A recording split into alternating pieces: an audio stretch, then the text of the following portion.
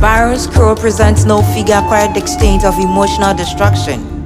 The barrellands of secret spill likely to be affected by it all, judging its case like hell.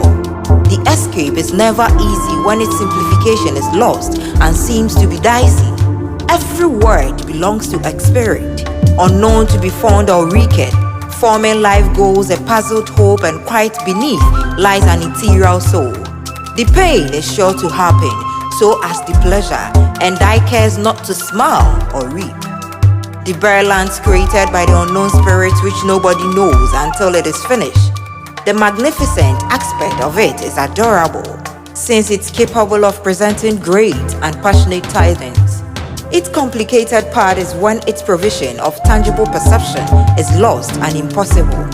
A crucial opinion lies a lash line. It prefers a finished and obvious mind. A twisted mind is not responsible for producing helpful and stable product, and the doors are open, inculcated in every blank space as a code of conduct. Lands of the spirit, craving madly for adequate consumption and satisfaction that fit to fill their emptiness like a morning called hectic, still awaiting detailed results.